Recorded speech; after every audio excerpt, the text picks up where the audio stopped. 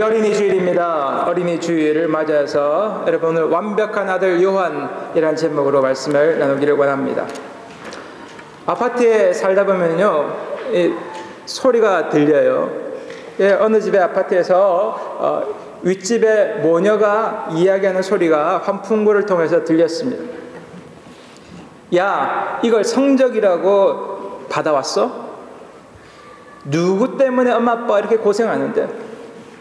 고생하는 게 나 때문이야?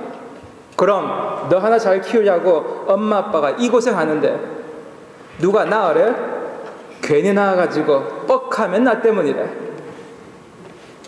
이웃에게 인사성 좋기로 소문난 딸과 사교성 좋기로 이름난 엄마가 성적 때문에 뿔나서 다투는 소리입니다. 큰 소리로 옥신각신하다가 문을 꽝 닫고 그리고 이 사건이 일단락되었습니다. 여러분, 어느 누구도 어느 가족을 선택해서 태어날 수는 없지요. 엄마가 못났다고, 아빠가 무능하다고 해서, 자식이 반푼이 같다고 해서 취소하고 바꿀 수는 없습니다. 그래서 우리가 가족을 부를 때 운명 공동체라고 부르죠. 세상에서 어떤 면에서 가족보다 편한 관계도 없고요, 이 편한 가족 사이에서 갈등이 끊임없이 일어나는 그런 관계도 없습니다. 스페인 작가 로드리고 무뇨스 아비아가 쓴 완벽한 가족이라는 책이 있어요. 이 책에 나오는 알렉스의 가족은요, 너무너무 완벽합니다. 아버지는 물리학자고요, 대학 교수입니다. 엄마는 실내 장식가이고 잡지에 기사를 씁니다. 두 사람은요, 영어, 프랑스어도 잘 구사합니다. 야, 부럽죠, 여러분? 캐나다에 살았으면 딱입니다. 그리고 담배도 안 핍니다. 또 술도 안 마시고 질서도 잘 지킵니다. 누나가 둘 있는데 델리아, 실비아, 머리도 좋고 키도 크고 예뻐서 인기가 짱입니다. 딱 하나 문제는 막내 아들입니다. 얘만 키가 작아요. 얘만 어떤 면에서 공부도 못해요. 국어도 수학 과목도 낙제입니다. 그런데 알렉스의 가족은 전혀 잔소리를 하지 않습니다. 그냥 그렇게 해도 그냥 조용하게 가는 가족입니다. 반대로 알렉스의 친구의 라판의 가족은 결점투성이 가족입니다. 당구대가 있는데 그 당구대 위에 그냥 돼지갈비뼈가 그냥 뒹굴고 있습니다. 거실에는 소파에 잡동사니가 널브러져 있고요, 어항이 있는데 그 물고기가 그냥 자주 죽어나갑니다. 이 라파 부모님은 담배를 퍽퍽 피우고요, 집안에서 고함 소리도 막 질러댑니다. 그다음 이 라파라는 친구는요, 뚱뚱한 데다가 발냄새도 많이 나요. 성적은 이 알렉스보다 더 못해서 6과목 낙제입니다. 그런데 알렉스는요, 이 라판의 가족이 마음에 들어요. 이 성실하고 이 후한 라파의 부모님이 마음에 드는 거예요. 왁작지껄한 저녁 식사하고 나서 그냥 소파에 널브러져가지고 그냥 자는 이 가족이 훨씬 마음에 들었습니다. 여러분, 어떤 가족이 마음에 드십니까? 첫 번째 가족이요? 두 번째 가족이요? 그런데 바꿀 수가 없다는 겁니다. 여러분이 원해도 여러분의 지금 가족은 바꿀 수가 없다는 거예요. 여러분의 가족이 여러분에게 딱 맞습니다. 아멘? 아니에요? 한 번 더 했습니다. 여러분의 가족이 여러분에게 딱 맞습니다. 네. 여러분, 우리 한번 잘 생각해야 돼요. 그런데 문제는 가족끼리 잘 안 하는 게 있어요. 다른 사람들한테는 잘하는데요, 이 가족끼리 잘 못해요. 가족끼리 애교도 별로 없어요. 그죠? 가족끼리 정중하게 배려하는 거, 가족의 고민이 있을 때 고민 상담, 다른 사람 고민 상담은 잘 들어주는데 가족의 이야기하면 잘 안 들어줘. 칭찬하는 거, 이런 것도 가족끼리는 잘 못해요. 남에게는 인심 잘 쓰는데 가족한테는 잘 못 써요. 여러분, 이 책에서 이야기합니다. 이런 걸 읽고 나서 어떻게 이걸 실천해 보는 거예요. 여러분, 우리가 가족 간에 완벽한 사람 없습니다. 너무 완벽하려고 그러면요, 마치 모래알 같이 흩어지는 거예요. 오늘 우리가 진정으로 서로서로 외로운 존재가 되지 않게 해서 모자랄 때, 부족할 때 서로서로 채워주는 존재가 가족임을 여러분 잊지 마시기를 바랍니다. 여러분 따라하겠습니다. 가족은 모자랄 때 채워주는 존재다. 그러니까 여러분 내가 완벽하다 그러면요 서로서로 어떻게 해요? 채워줄 필요가 없어요. 그러니까 서로서로 외떨어져서 모래같이 살아가게 되는 겁니다. 자, 여러분 자녀를 키우는 게 기쁘십니까? 답이 안 나요. 이거 도대체 아이 키우는 게, 양육하는 게 기쁘고 즐거운 건가? 오늘 본문에 보니까 천사가 사가랴에게 이렇게 얘기합니다. 너도 기뻐하고 즐거워할 것이요 많은 사람도 그의 태어남을 인하여 기뻐하리라. 여러분 요즘 아이 키우면서 안 기쁠 때 있지만 여러분 아이가 태어났을 때 얼마나 기뻤어요. 우리 김문수 목사님 아기 태어날 때 얼마나 기뻐했을까. 요즘에 밤잠 못 자가지고 고생하는데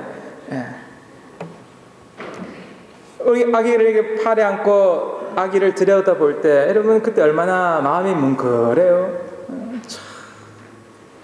그리고 아기가 이제 입에 옹알이를 시작하다가 아빠, 엄마, 여러분 그때 얼마나 기뻤어요. 못 걷던 아기가 뒤뚱뒤뚱 걷기 시작할 때 여러분 그때도 우리 되게 손뼉치고 야 그랬어요. 또 좀 아이가 자라가지고 생일 선물을 주면 생일 선물을 풀어보면서 야 좋아했던 그런 때 여러분 기억나시죠? 우리 자녀들이 축구하면서 또 아이스하키 하면서 골을 넣을 때 여러분 얼마나 좋았습니까? 우리 자녀들 교회에서 찬양할 때 여러분 얼마나 기뻐요. 중고등부 아이들 또 주일학교 아이들 찬양하는 모습 볼 때 얼마나 기쁘고 즐겁습니다. 학교에서 연극할 때 여러분 기쁜 순간들이 얼마나 많습니까?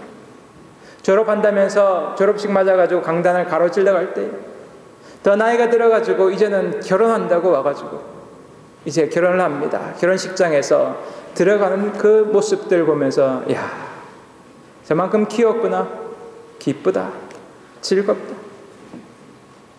그리고 한참 결혼생활 하다가 또 오랜만에 와가지고 자녀를 볼 때 우리는 또 얼마나 기쁘고 즐겁습니까? 여러분 우리가 이런 순간들을 생각할 때에 우리의 마음은 야 천사의 말과 같이 그렇구나, 나도 기뻐하고 많은 사람들도 기뻐하고 즐거워하는구나.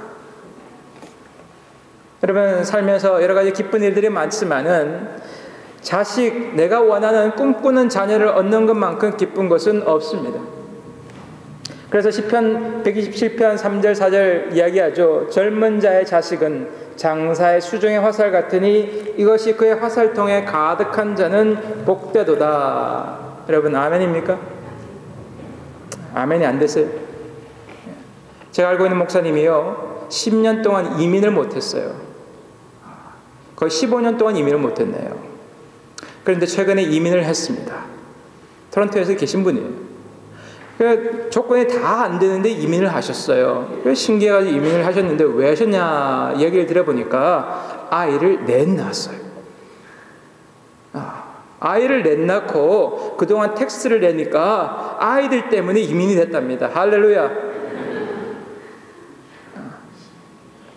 아이 많으면 좋은 거예요, 여러분. 오늘 우리 시대를 하면서요 인구가 많고 인구가 점점 팽창하면서 산화를 제한하는 시대에 살고 있으니까 우리가 이 시편 말씀은 잘 이해가 안 돼요. 아이 많은 게 뭐가 그렇게 문제라고. 근데 전쟁과 기근에 의해서 인명 손실이 많은 시대는요 계속해서 사람을 채워야 됐어요. 우리 어릴 때 우리 부모님들 여러분 자녀들 몇 명씩 낳았어요? 생각해 보세요. 8명, 10명, 12명. 그러다가 한 놈 어릴 때 장티부스로 일찍 죽어. 또 한 놈 뭐 사고로 죽어. 뭐 옛날에 약이 별로 없으니까 그러다가 어떻게 12명 낳으면 한 반타자. 여러분 뭐 그래. 많이 낳았어요, 여러분. 많이 낳는 게 중요했어요. 이 고대 이스라엘 당시에서 여러분 이 아이를 많이 낳는 거는 그렇게 필요했던 거예요. 여러분 저도 이 젊은 자식을 했던 장사의 수중에 화살 같다. 이 말을 제가 이해합니다. 화살통에 화살이 많으면요 움직일 때 시끄럽습니다. 우리 집도 시끄러워요. 새 뜨다 보니까요 시끄러워요. 그래가지고 시끄럽게 뜨는 소리 때문에 때로는 좀 없었으면 좋겠다라는 생각할 때가 있어요. 그런데 이런 생각합니다. 가끔 아이들이 없으면은 너무너무 적막하겠구나. 저렇게 떠드는 소리가 있으니까 그것이 기쁜 거구나를 생각합니다. 여러분, 화살통에는 화살같이 자녀들이 덜컥거리는 소리가 우리에게 안도감을 줍니다. 아이들이 그냥 화살같이 날아갈 때 여러분 어떻게 즐겁기도 합니다. 자녀의 경영력을 넘어서서 부모가 가보지 못한 영역에 자녀들이 가는 모습을 보면서 우리는 기뻐합니다. 여러분, 이 화살을 깃털이 다들 틀린 같이 우리의 자녀들의 성격과 모습들이 다 틀립니다. 화살같이 여러분 우리가 노인 되어서 힘이 붙일 때에 여러분 도와주는 것 여러분의 자녀들입니다. 장성한 자식들. 그런데 이 자녀는요 때로는 화살같이 우리의 심장에 구멍을 내기도 합니다. 그래서 무자식 상팔자라는 말이 있죠. 여러분. 자식 때문에 여러분 마음에 많이 상처받기도 합니다. 그런데 여러분 우리는 문제는 우리가 원하는 자녀를 우리가 가질 수 없을 때가 있다는 겁니다. 오늘 사가랴와 엘리사벳 이야기를 한번 잘 묵상해 보기 바랍니다. 여러분 싱글이든지 결혼했던 사람이든지 여러분 하나님께서 여러분과 저에게 필요한 말씀을 하시는 겁니다. 내 당장에 직접적으로 어떤 영향력이 없겠다. 앞으로 결혼해보면 여러분 알아요. 여러분 청년들 알게 될 거예요. 어떤 분 직접적으로 영향을 가지는 사람들이 있습니다. 오늘 여러분과 제가 이 말씀을 품고 생각하면서 우리가 첫 번째로 하나님 내가 원하는 자녀를 가질 수 없을 수 있습니다. 그때 내가 원하는 자녀가 아닐 때 어떻게 되냐 생각을 바랍니다. 어떤 분요 이 문제 때문에 갈등한 분과 이야기를 해본 적이 있어요. 제가 결혼하고 나서 지금쯤은 아이를 가져야 하는데 아이가 없어요. 그래서 너무 힘이 듭니다. 어떤 분은 직장 때문에 열심히 일을 하면서 그동안 자녀를 못 가지다가 오랜 시간이 지나서 이제 어느 정도 대준비가 되어서 아이를 가지려고 그러는데 아이가 없어요. 어떤 분은 지금 임신하면 안 되는데 일 때문에 무슨 사유 때문에 임신하면 안 되는데 그냥 임신이 돼버렸어요. 여러분 우리가 원하지 않는 때에 우리의 자녀를 가지기도 합니다. 때로는 우리가 원하지 않는 방법으로 아이를 낳기도 하죠. 자녀가 없기 때문에 어떤 분은 어떻게 해요? 대리모를 고용합니다. 어떤 분은 어떻게 합니까? 결국은 어떻게는 어떤 면에서 시험관 아기를 하기도 합니다. 오늘 여러 가지로 우리가 원치 않는 상황 속에서 원하지 않는 방법으로 자녀를 가질 수 있다면은 그래도 되면서 감사할 수 있는데 오늘 자녀를 전혀 가지지 못하는 부부 이야기가 성경에 나옵니다. 우리가 나오는 이 엘리사벳과 사가랴 부부입니다. 이 부부는 자녀가 없었습니다. 그들이 자녀를 원했지만은 오늘 자녀를 가질 수가 없었어요. 오늘 본문 1장 7절을 보면 이렇게 이야기합니다. 엘리사벳이 잉태를 못함으로 그들에게 자식이 없고 두 사람의 나이가 많더라. 그런 문제가 뭡니까? 자식이 없는 데다가 나이가 많은 겁니다. 거의 소망이 없는 겁니다. 그 사실이 자기의 마음을 꿰뚫는 거예요. 그런데 여러분 고대 이스라엘에게서는 자녀가 없던 사람은요 이렇게 느껴요. 다른 사람들이 다 자녀 양육하면서 자녀에 대해서 아는데 나는 모른다. 대화에 끼지를 못한다. 또 현실적인 문제가 있습니다. 자녀가 없으면 늙어서 누가 우리를 서포트해 주냐는 거예요. 그래서 자녀 외에는 노후 대책이 없는 거예요. 그것 때문에 고민하는 겁니다. 현실적인 문제. 그뿐만 아니라 영적으로 그리고 사회적으로도 자녀가 없는 것은 문제가 되는 겁니다.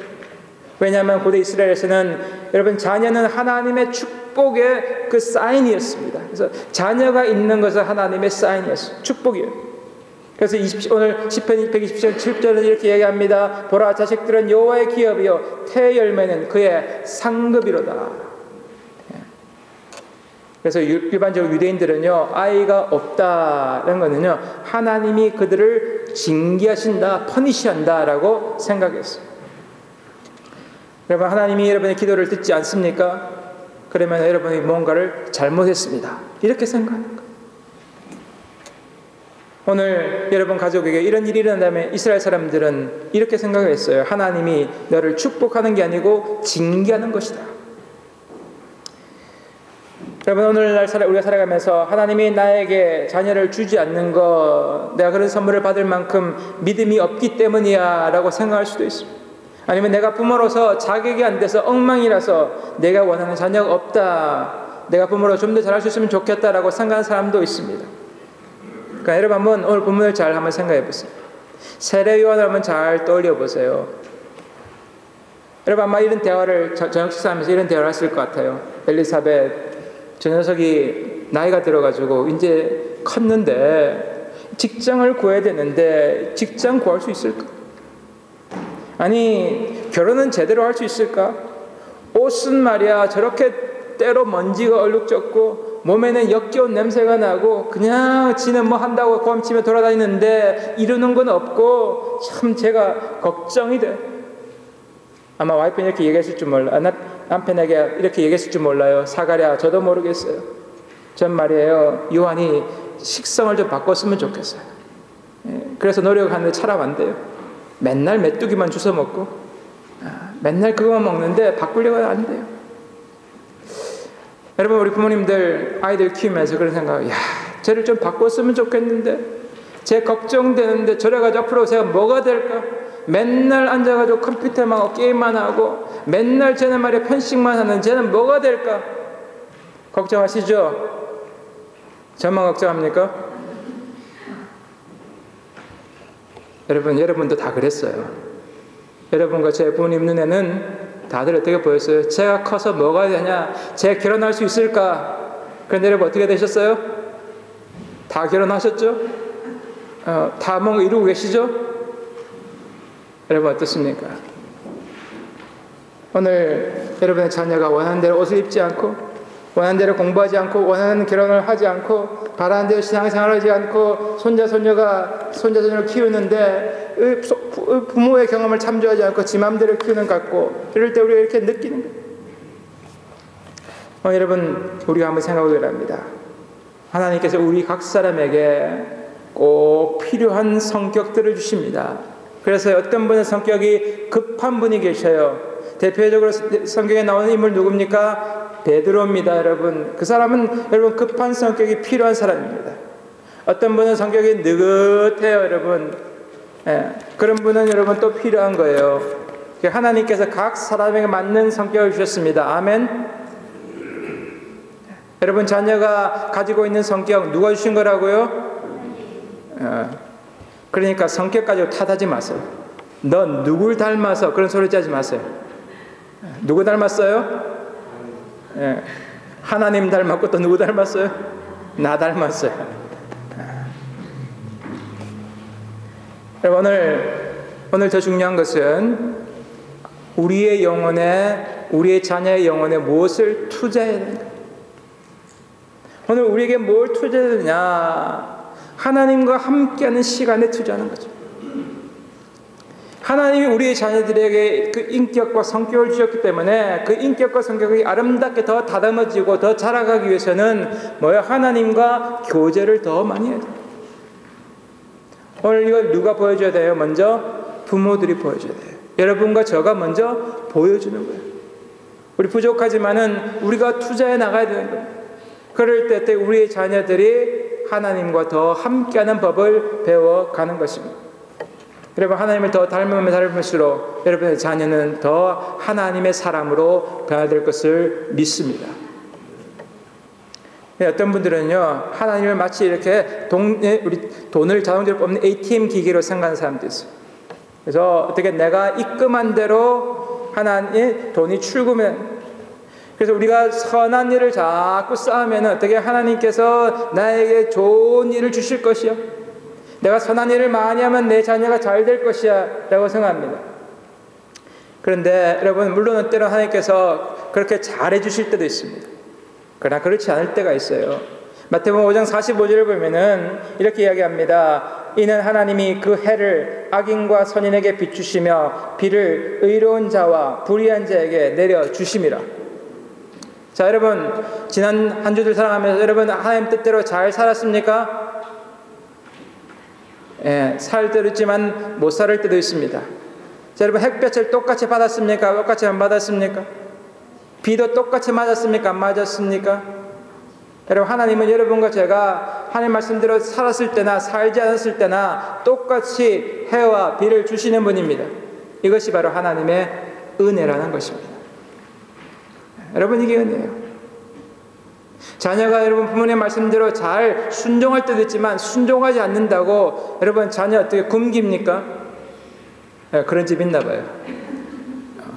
굶겨요. 누구는 굶기면 말을 듣는데요. 여러분 우리가 때로는요 하나님의 은혜가 끊어진 것 같아요.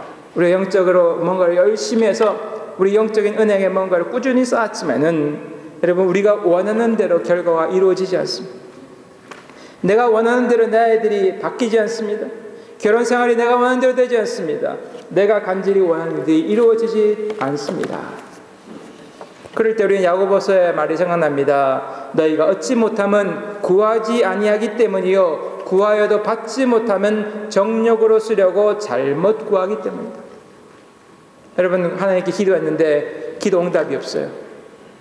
아마 여러분이 욕심 때문에 이루어지지 않느냐라고 생각할지 모릅니다. 내가 간절히 원하는데 이루어지지 않습니다. 물론 그럴 수도 있지만은 오늘 사가랴와 이 엘리사벳을 보면은 그렇지 않다는 거예요. 여러분 그들이 잘못해서 여러분이 잘못해서 그렇게 되는 것이 아니라는 것입니다. 오늘 6절 말씀을 보면 뭐라고 그럽니까? 한번 읽어볼까요? 6절입니다. 시작. 이 두 사람이 하나님 앞에 의인이 주의 모든 계명과 계획대로 끊임없이 살아갔다. 오늘 이 두 사람이 누구 앞에서? 하나님 앞에서. 사람들 앞에서 저 사람 참 의로운 사람이다. 저 사람 참 좋은 사람이라는 평가 받는 것도 필요합니다. 그러나 지금 누구 앞에서? 하나님 앞에서. 하나님이 이분들을 보면서 야, 저 사람은 의롭다라고 이야기하는, 그래서 하나님의 말씀을 잘 지켰다는 겁니다. 자, 오늘 그들이 어떻게 해요? 그 가운데 기도하죠. 뭐 때문에 기도합니까? 자녀 때문에 기도합니다. 자녀 때문에 기도하는 겁니다. 문제는 이 자녀 때문에 기도했는데 하나님의 응답이 이루어지지 않는 것입니다. 여러분 이럴 때 어떻게 해요? 오늘 그들이 긴 시간 동안 기도했습니다. 하나님 앞에서 긴 시간 동안 자녀 문제 놓고 기도했습니다. 여러분 자녀 문제뿐만 여러분의 문제 긴 시간 동안 기도해요. 그런데 어떻게 해요? 이루어지지 않는 것 같습니다. 오늘 여기에 말씀을 잘 들여다보니까 오늘 어떻게 해요? 엘리사벳이 아이가 없고 자식이 없고 그 사람의 나이가 좀 많더라라고 성경이 이야기합니다. 나이가 많아집니다. 나이가 많아지면요 앞으로 소망이 점점 줄어들어요. 이루어지지 않을 거라고 생각하는 것입니다. 오늘 그런데 여기 하나님의 때에 하나님의 뜻 가운데 이루어지는 것을 성경은 분명히 합니다.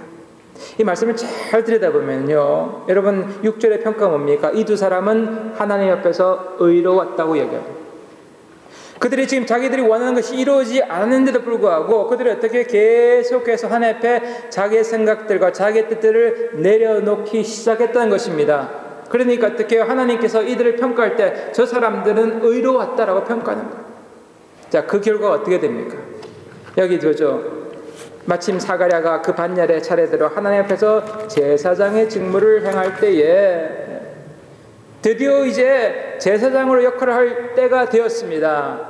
이건 오랜 시간이 지나서 이루어진 것입니다. 제비 뽑아서 되는 겁니다. 자, 그럴 때에 오늘 하나님의 사자가 그에게 나타나 향단 높은에 서서 이야기합니다. 사가랴여 무서워하지 말라. 여러분 사가랴가 무슨 뜻입니까? 사가랴는요 하나님이 기억하신다는 것입니다. 하나님이 기억하신다는 것입니다. 하나님이 이스라엘 백성들의 필요를 기억하신다는 것입니다. 하나님이 여러분과 제 필요를 기억하신다는 것입니다. 믿으십니까? 하나님이 기억하시고 계신 거예요. 그런데 어때요? 문제는 하나님이 기억하지 못하는 겁니다. 무서워하지 말라. 너의 간구함이 들린지라. 내 아내 엘리사벳이 내게 아들을 낳아주리니 그 이름을 요한이라 하리라. 제가 이야기했죠. 요한, 하나님은 자비롭다. 하나님은 잠깐 정치적으로 이스라엘 백성들이 필요한 그런 메시아가 아니라 영원히 이스라엘 백성뿐만 아니라 모든 인류를 구원할 그 메시아를 주시기 위하여 오늘 누구를 준비하셨느냐? 요한을 준비한 거예요. 여러분, 요한은 어떤 인물이었습니까? 요한을 보니까요, 하나님 앞에서 위대한 인물로 평가받을 뿐만 아니라 천사가 이야기합니다. 보면 보니까요, 성령의 충만함을 받아 이렇게 얘기합니다. 성령의 충만함을 받아. 그 앞에 단어가 또 있어요. 주 앞에서 큰 자가 되며 뭘 안 마신다고요? 포도주나 독한 술을 마시지 아니하며. 여러분, 우리의 자녀들이 이런 축복 있기를 소망합니다. 우리 자녀들은 별로 아닌 것 같아요. 여러분, 근데 뭐예요? 하나님의 자녀, 진정으로 술을 멀리하고 하나님 기뻐하는 일을 하는 자녀들, 여러분 그녀를 살 뿐만 아니라 성령의 충만함을 받으죠. 오늘 그러니까 그 인물이 어떻게 되냐? 하나님의 백성에게 큰 영향력을 행사하는 인물이죠. 여러분, 주변 사람들에게 영향력을 미치는 자녀 되기를 소망합니다. 여러분 자녀가 영향력을 미치기 위하여 여러분 생활을 잘 절제할 뿐만 아니라 하나님의 성령으로 충만한 자녀 되시기를 다시 한번 간절히 축원합니다. 오늘 여러분의 말씀을 결론 내리기 원합니다. 오늘 여러분 우리가 부모가 될 사람으로서 우리 배우자나 또는 직장인으로서 여러분 삶 속에 살아다 보면은 때로는 실망스러운 일이 있어요. 그럴 때 우리 이 말씀을 꼭 명심하시기 바랍니다. 내가 원하는 대로 일이 이루어지지 않지만은 오늘 하나님은 우리의 기도와 간구를 들으시고 기억하신다는 것입니다. 하나님의 긴 계획 속에서 하나님은 더 나은 계획을 준비하신다는 것입니다. 오늘 그렇기 때문에 내가 원하는 것은 진정으로 원하는 것을 하나님이 거절할지라도 오늘 하나님의 그 계획 속을 믿으며 여러분 걸어갈 수 있는 축복이 있기를 소망합니다. 두 번째 생각할 것은요, 여러분의 꿈과 계획대로 여러분의 자녀가 살지 않더라도 이 자녀는 여러분만의 자녀가 아니라는 것입니다. 내 자녀는 내 자녀일 뿐만 아니라 하나님의 자녀라는 것입니다. 마지막 따라하겠습니다. 내 자녀는 내 자녀일 뿐만 아니라 하나님의 자녀이다. 여러분 이 사실을 꼭 명심하십시오. 왜 실망합니까? 내 자녀가 내 자녀라고만 생각하기 때문에 실망하는 것입니다. 내 자녀가 내 뜻대로 행하지 않을 때 실망하는 것입니다. 그 앞날을 보면서 낙심하는 것입니다. 그러나 그 자녀는 내 자녀뿐만 아니라 하나님의 자녀입니다. 하나님의 자녀 누가 인도하십니까? 하나님이 인도하십니다. 하나님이 여러분의 자녀에 대한 계획이 여러분보다 더 크고 위대하시나요? 오늘 여러분 그렇기 때문에 소망을 잃지 말기를 바랍니다. 엘리사벳과 사가랴가 한대로 믿음 안에 걸어가시기 바랍니다. 자녀들이 계속해서 자녀들을 사랑하고 자녀들 안에 담긴 은사를 축복하며 선포하며 계속해서 그들을 위해 기도하시기 바랍니다.